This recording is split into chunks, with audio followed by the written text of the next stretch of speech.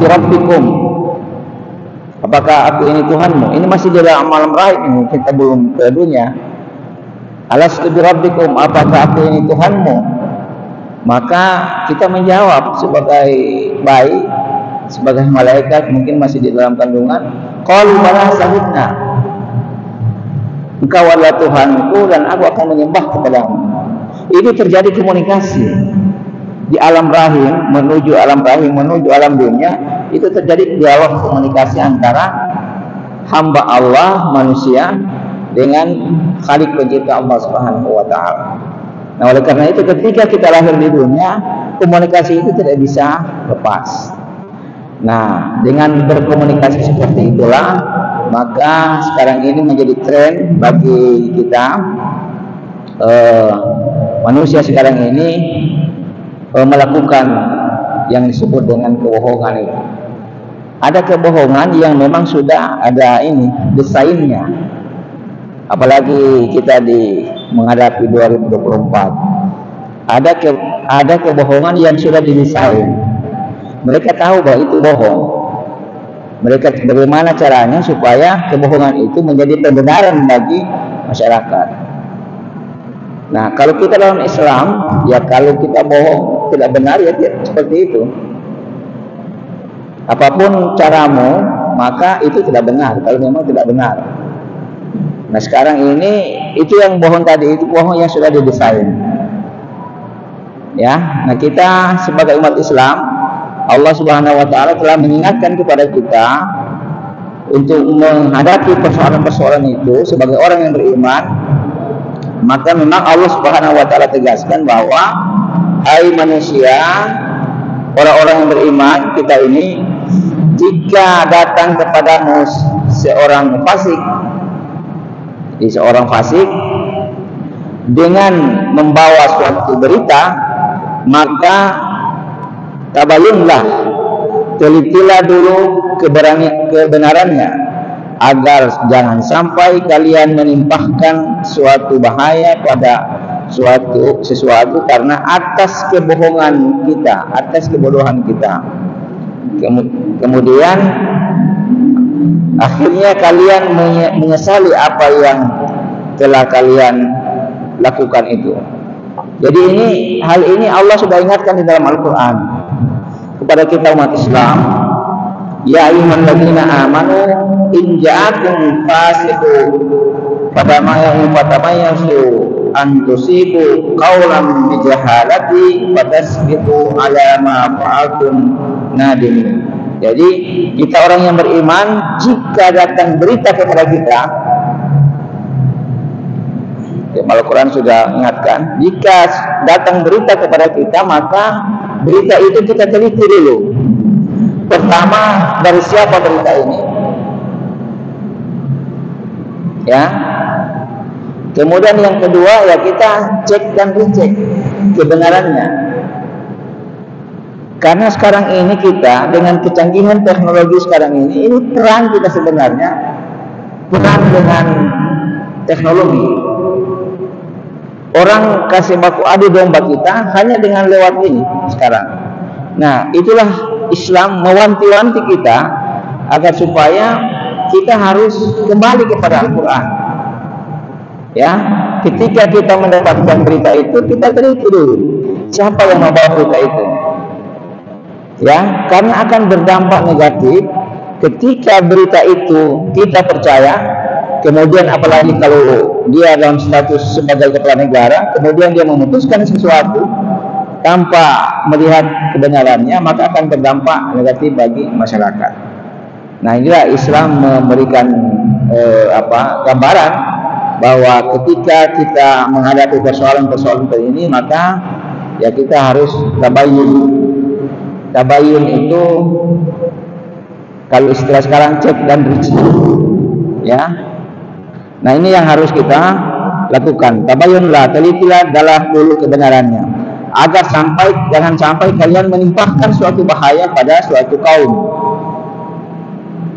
Sekarang ini kan kita lihat bagaimana sikap Amerika terhadap Palestina. Beberapa hari kemarin Presiden Amerika minta maaf. kepada negara Palestina dengan kebijakan yang sudah lakukan untuk bantu Israel. Salah di dalam mengambil kebijakan, kan berdampak ini beberapa ribuan orang meninggal. Nah, itulah Islam, kita menjaga itu. Jangan sampai ketika kita melakukan sesuatu dengan informasi yang kita terima, kita tanpa diteliti, ya, kemudian kita memutuskan dalam masih emosi, itu berbahaya. Oleh karena itulah Islam, kalau kita memutuskan sesuatu, kalau dalam keadaan emosi jangan. Kalau kita memutuskan sesuatu itu, kita harus berada dalam posisi yang memang tenang. Jadi kalau marah, jangan memutuskan sesuatu, karena memang Rasulullah sudah ingatkan, kita memutuskan sesuatu kita dalam keadaan marah, hati kita tenang, itu akan berdampak negatif terhadap keputusan itu. Islam mengajarkan kita seperti itu. Dari keputusan apa saja, baik berkaitan dengan pribadi kita, berkaitan dengan jamaah, apalagi berkaitan dengan masyarakat, dengan umat, nah itu tidak boleh sama sekali. Tidak boleh kita memutuskan sesuatu dalam keadaan marah, ya, tidak bisa. Nah ini orang dia akan tidak senang atau dalam keadaan marah karena informasi yang dia dapat tidak baik, kemudian dia tidak tabayun. Ya, dia tidak tabayun menanyakan tentang kebenarannya, siapa yang memberikan informasi, tapi dia memutuskan sesuatu, maka itu akan berdampak negatif. Nah, Islam telah memberikan informasi kepada kita, umatnya, mengingatkan kepada kita supaya dalam Islam seperti inilah. Nah, ketika kita sudah memutuskan itu kemudian berdampak negatif, kita sesali itu. Tapi dampaknya, kalau hanya pribadi mungkin tidak terlalu apa, tetapi kalau dia sebagai kepala negara, itu sangat berbahaya. Oleh karena itu, Islam sangat membenci sifat-sifat seperti ini. Ya, sifat hoax ini. Ya, kalau ini sebenarnya, kalau sekarang ini kok, ini memang sudah didesain. Mereka sudah tahu itu salah, tidak bisa, tapi bagaimana desain supaya berikan ini kepada masyarakat, supaya mereka percaya. Itu udah dosa 2 kali lagi, karena mereka sudah tahu itu tidak benar, tetapi mereka mau memberikan informasi dengan cara bagaimana supaya masyarakat terima itu, padahal mereka sudah tahu salah. Nah, rata-rata kalau itu memang sudah diatur sedemikian rupa. Maka oleh karenanya kita umat Islam, di dalam kita memutuskan sesuatu atau kita menerima sesuatu informasi apa saja, kita harus tabayyun, kita harus cek dulu. Tidak boleh kita langsung memutuskan sesuatu, walaupun itu sangat berat bagi kita, berkaitan dengan akidah kita tidak bisa ini, kita harus cek dulu. Jangan sampai karena ini berdampak kan, jadi peristiwa-peristiwa yang beberapa hari terjadi di Bitung, ke persoalan sampai tingkat nasional. Nah, kalau kita tidak tabayun, ya akibatnya berdampak negatif. Oleh karena itu, Islam mengajarkan kepada kita, umatnya, di dalam memutuskan sesuatu atau dapat informasi, maka kita harus tabayun. Kita cek dulu informasi itu dari siapa saja, informasi apa saja, dong, itu harus kita tabayun. Itu dalam Islam.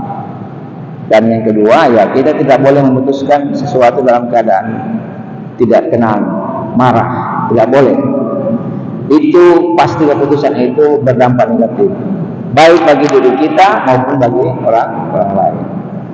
Nah, dalam Islam itu ketika kita memutuskan sesuatu, ya, terakhir kita tawakkal ala Allah. Kita berusaha, fa idza azamta fa tawakkal ala Allah. Kita diperintahkan harus berusaha maksimal kita. Yang melakukan sesuatu, termasuk kita akan memutuskan sesuatu, ya, secara sungguh-sungguh, ya, dan itu disebut dengan ijtihad itu kan kita melakukan sesuatu dengan sungguh-sungguh. Artinya hoax ini kita harus tantang, kita harus berani melakukan bahwa itu salah, toh? Dan itu harus kita kembali kepada sumber Al-Quran tadi. Kalau Islam ya salah, tidak boleh yang kita benar yang kita katakan benar. Sekarang kan dia punya ini sekarang seperti itu orang kan? Dengan era globalisasi informasi teknologi sekarang itu, dia sekarang kita perang sebenarnya sekarang, perang informasi. Ya kalau kita kalah di dalam menerima itu sangat fatal bagi kita. Dan ini kita rasakan bersama, Bapak Ibu sekalian, dampaknya bagi kita. Oleh karena itu Islam wanti-wanti. Islam ini agama yang berkaitan dengan akal kita.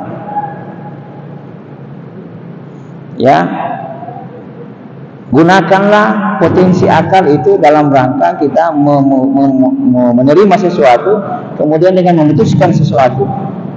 Jadi potensi yang diberikan Allah kepada kita, potensi akal satu, dan yang kedua potensi nafsu.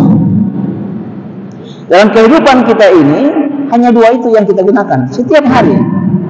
Apakah kita mau gunakan potensi dengan akal kita atau potensi nafsu?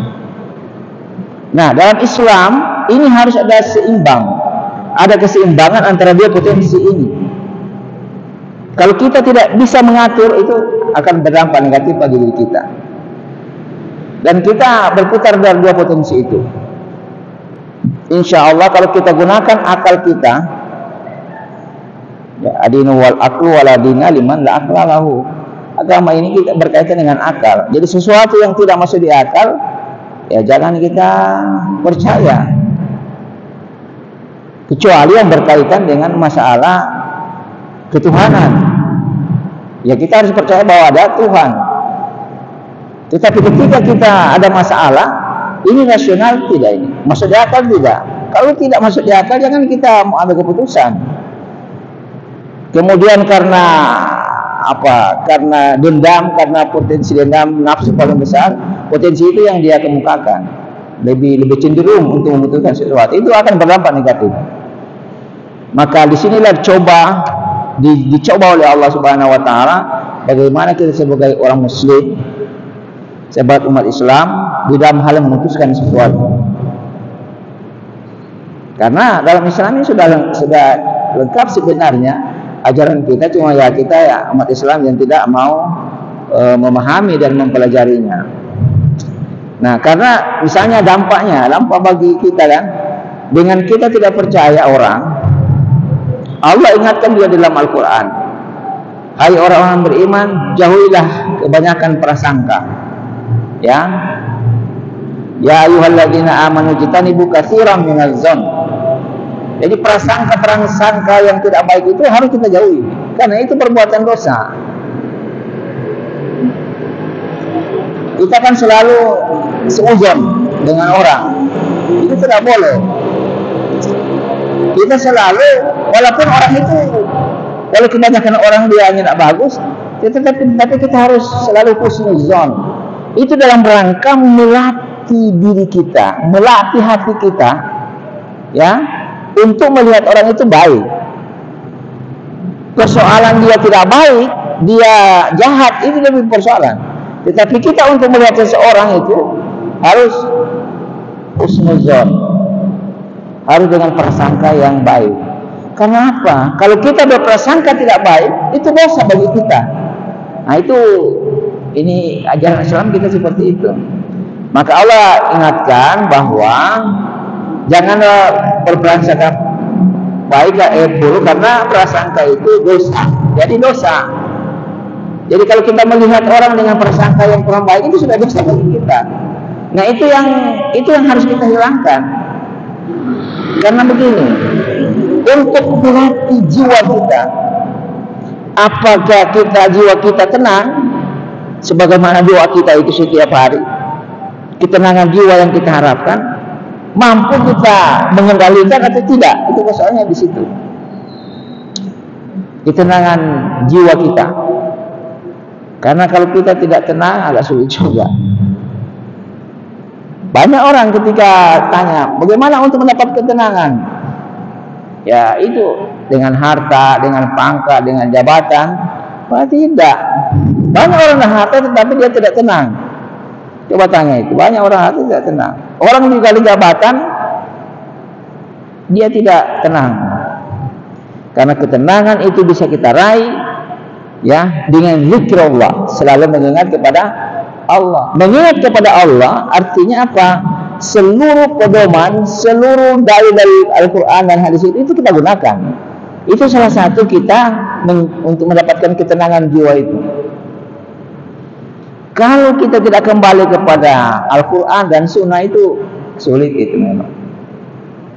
Apalagi kita kan sudah di masa-masa terakhir ini, sudah jauh dengan Rasulullah waktunya.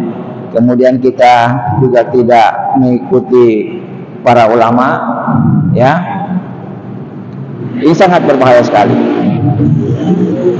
Kemudian Allah juga jelaskan dalam Al-Quran, dan janganlah kamu mencari-cari keburukan orang, dan janganlah kamu menyintingkan suatu sama lain.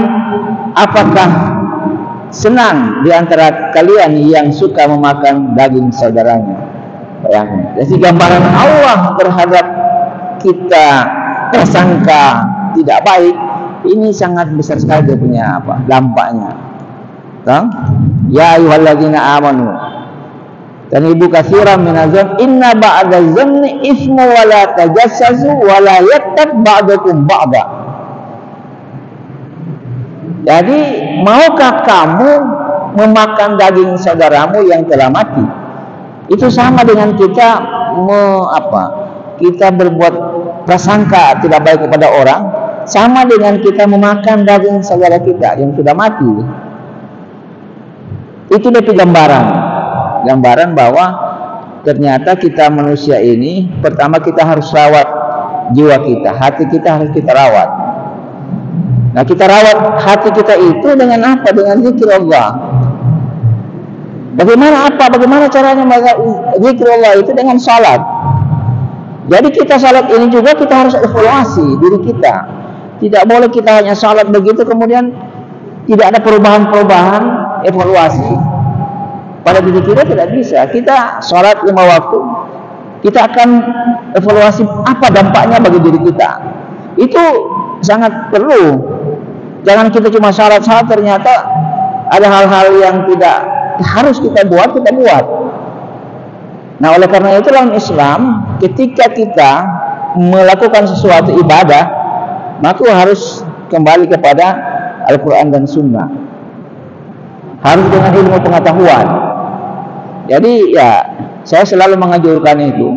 Setiap masjid di mana-mana saya bikin pembinaan dewan masjid, saya sampaikan bahwa setiap masjid itu harus ada majelis ta'lim. Harus, apakah 1 minggu sekali, 1 bulan sekali, harus ada. Sebab disitulah salah satu sarana kita untuk mendapatkan informasi berkaitan dengan agama. Walaupun sekarang ini kan mudah orang mengakses pengetahuan, sekarang mudah sekali. Lewat channel semua, terserah orang mau pilih ustaz mana yang orang suka. Tetapi beda seperti ini, kita komunikasi langsung, kemudian ada timbal bagi pertanyaan, kita bisa jelaskan. Jadi untuk mengakses informasi sekarang itu kan mudah. Nah ini kita harus juga hati-hati.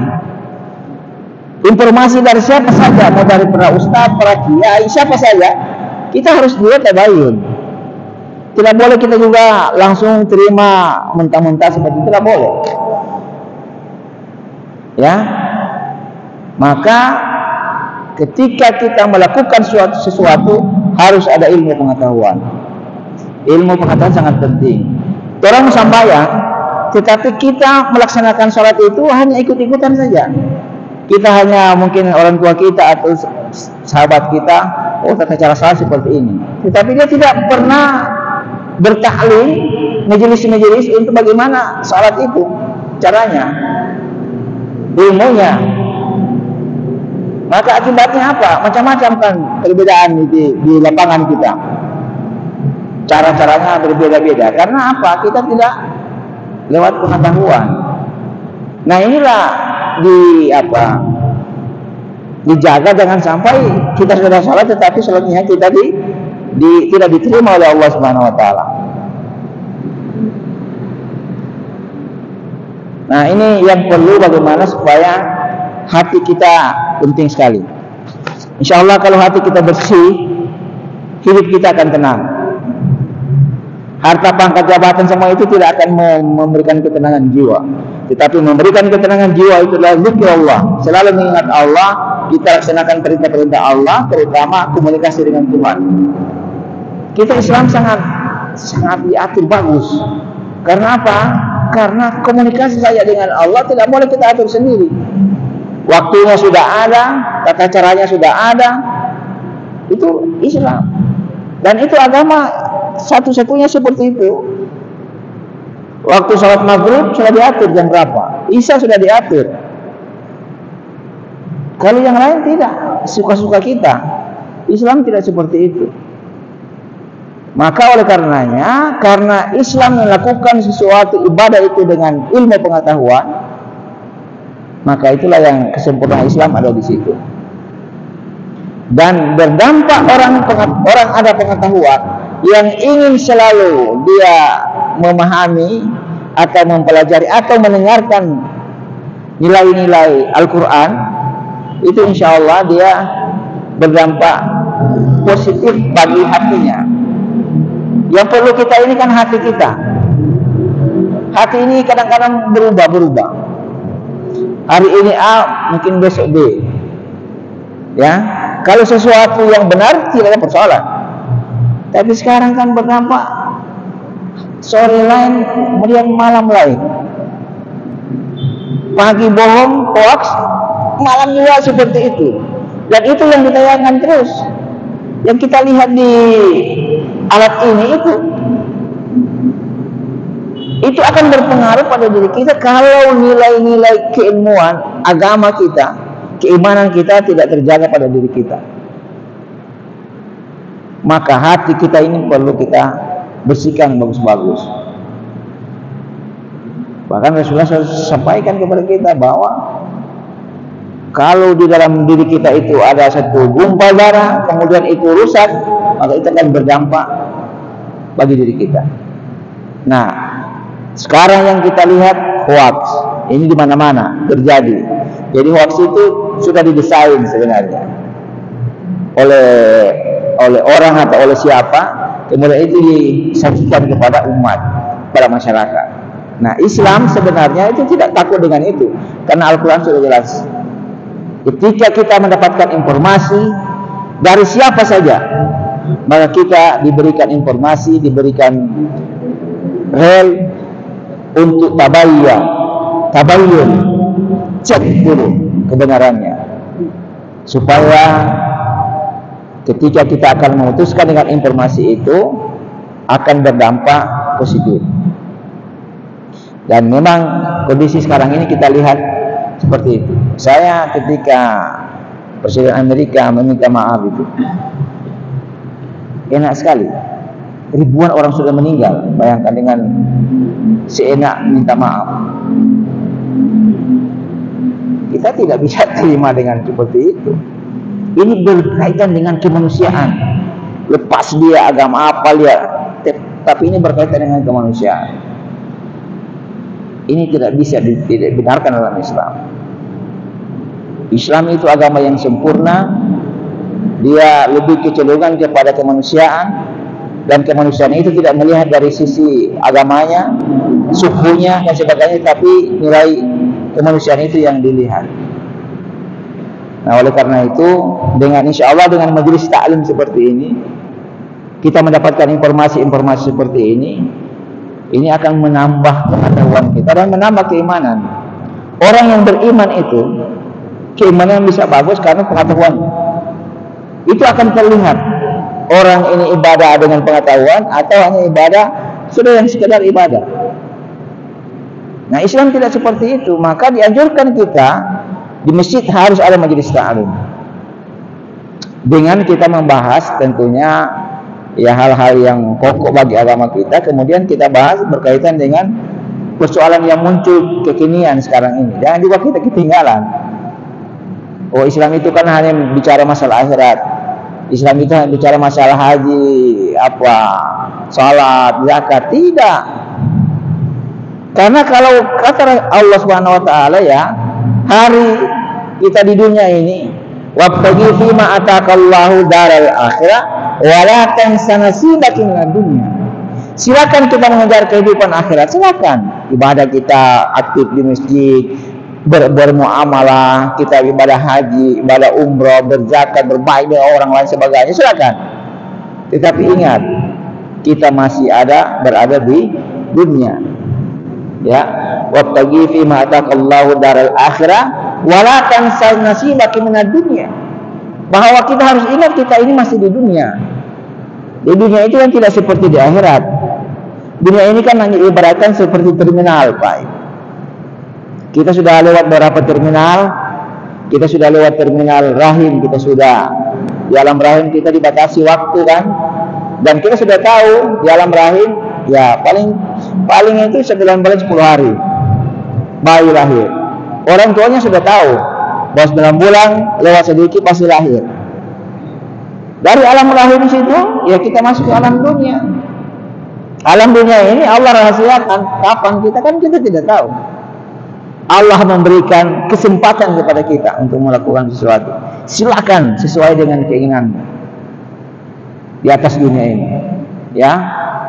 Nah, kita tidak tahu bahwa di dunia ini juga hanya terminal juga untuk menuju kehidupan alam kubur dulu, kemudian alam akhirat. Kubur yang tempat kita menunggu. Ketika kiamat kita akan dikumpulkan lagi oleh Allah Subhanahu wa taala. Ini yang perlu kita mengetahui. Karena orang sekarang ini kecenderungan, kecintaan terhadap duniawi itu sangat besar sekali. Segalanya itu hanya urusan dunia. Ya, tidak bisa. Karena rugi kita, karena dunia ini kan kita, apalagi sekarang itu. Ya kalau kita mau cari orang tua yang umur 80 ke atas kan syukuran sekali, Pak. Mungkin di kampung di sini masih ada enggak itu yang 80 ke atas, 80 90. Ada tapi mungkin 1-2 orang kan. Jadi usia kita kan seperti itu. Kalau usia kita sudah 70 80 sudah kita. Nah, ini yang harus kita pikirkan karena setelah kita di dunia ini kita akan masuk lagi alam berikutnya. Nah, alam berikutnya kalau kita tidak dari dunia, Rasulullah sampaikan bahwa ad-dunya mazratul akhirah. Ya, dunia itu tempat kita berinvestasi, tempat kita untuk beramal itu di dunia. Bagaimana kita mendapatkan kebahagiaan di akhirat? Itu karena kita di dunia. Jadi antara dunia dan akhirat ini ibaratkan seperti koin itu, doi uang, kita putar-putar tetap itu. Jadi tidak bisa baku lepas. Ketika kita bicara dunia pasti ada akhirat di belakang. Ketika kita bicara akhirat pasti di dunia. Karena itu dunia mazratul akhirah, tempat kita untuk berinvestasi, kita beramal. Sama kita salat, setiap waktu kita salat itu investasi kita di dunia untuk menuju kehidupan akhirat. Maka oleh karena itu kita berjamaah, itu harus ada keikhlasan. Karena nilai yang paling tinggi di hadapan Allah adalah niat kita. Niat kita yang paling tinggi. Sama dengan cara salat. Kita misalnya tidak dapat ikut salat maghrib di sini, tapi niat kita untuk salat, kita dapat nilai pahala salat itu dapat. Begitu Allah memberikan penghargaan kepada hambanya ketika dia melakukan dengan niat yang baik segala sesuatu. Seperti itulah Allah menilai kita, menghargai kita. Nah, oleh karena itu kuncinya adalah kita bersihkan hati kita. Kalau hati sudah bagus, enak memang hidup. Dia tenang. Urusan-urusan dunia ya bukan tidak pikirkan, tetapi ini pikirkan juga karena memang kita masih di dunia. Kita harus beramal juga di dunia. Oleh karena itu Islam, Rasulullah katakan bahwa kalau anak Adam itu meninggal itu hanya 3 yang ditinggalkan. Salah satunya adalah amal jariah. Amal jariah itu yang membantu kita nanti di akhirat. Ya, ketika kita dalam kubur itu yang mau ditanya. Kalau kita tidak ada investasi itu sangat berbahaya sekali kan. Apa yang harus kita tanya? Apa yang harus dipertanggungjawabkan di sana? Nah, ini yang perlu kita sebagai hamba Allah, sebagai manusia yang harus kita bukan pikirkan, harus kita laksanakan. Nah, oleh karena itu, dengan era globalisasi informasi sekarang ini, maka Islam mengajarkan kepada kita, ketika kita mendapatkan informasi, maka kita harus tabayun. Itu kuncinya di situ. Cek dan dicek kebenarannya, supaya kita tidak salah memutuskan sesuatu. Allah Subhanahu wa taala sudah mengingatkan, jangan kita selalu seuzon dengan orang lain, tetapi kita harus selalu husnuzon. Seuzon itu akan merusak hati kita. Tetapi kalau kita selalu husnuzon kepada orang, walaupun orang itu tidak baik, tetapi kita harus selalu husnuzon, itu yang membersihkan hati kita. Kuncinya manusia ada di sini. Jati diri manusia ada di sini. Nah, itu yang harus kita jaga dan kita pelihara.